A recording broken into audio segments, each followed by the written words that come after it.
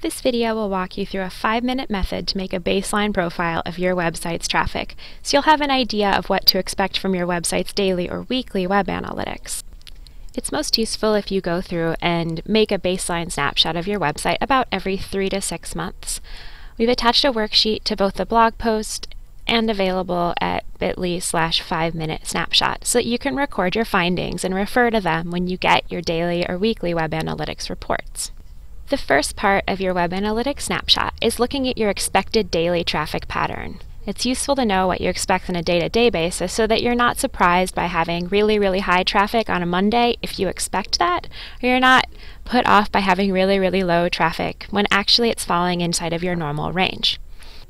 To get an idea of your expected daily traffic pattern, you'll want to go into your web analytics tool and look at about the past 3 months. It's not really important that you get a specific amount of time, just that you have about 3 months captured.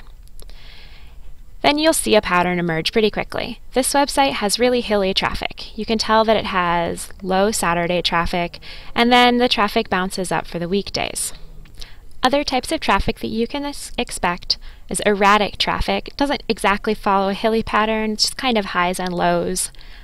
Or really steady traffic with occasional peaks, but usually on a day-to-day basis you see very similar traffic. Here are some examples of those kinds of patterns. Really, the hilly traffic does look just like hills at very regular intervals. Erratic traffic is kind of all over the place, and steady traffic really does fall within about the same range.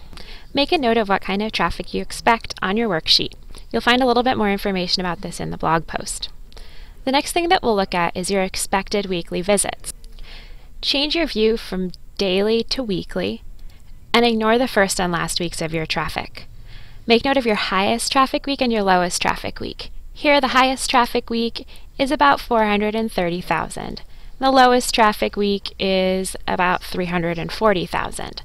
Make a note of those and then look at all the rest of the traffic and see if you can get a good range of where those are fitting.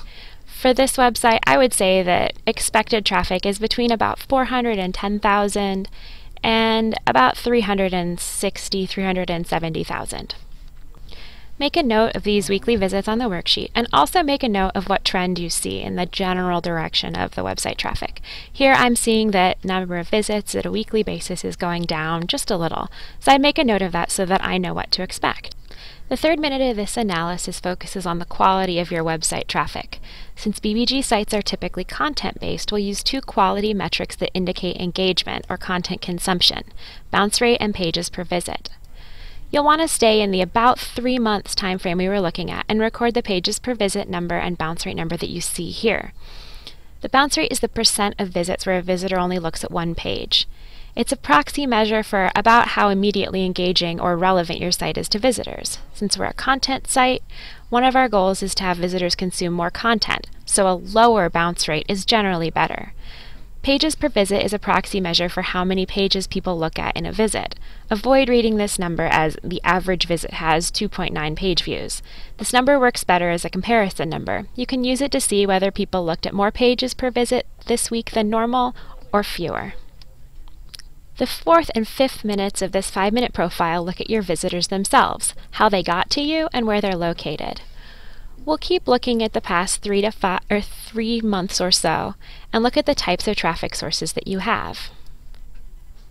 Make note of the percentages that you have for search traffic, referral traffic, direct traffic, and campaign traffic if you have any campaigns that you're tracking.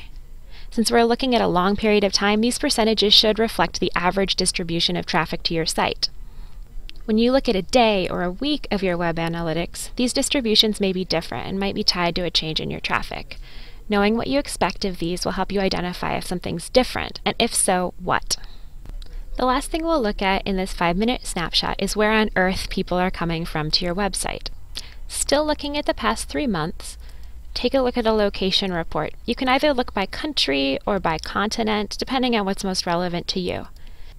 You'll want to record on the worksheet the percentages of traffic that you're getting from each of these countries or continents. Clicking on this percentage button will give you the percentage from any given country. Make a note of the high countries or high traffic countries that have a large percentage of your visits, or ones that are important to you. When you come back for a daily or weekly check-in, you'll know if you're getting more or less traffic from these countries than is expected. Now you should have a one-page 5-minute profile of your website.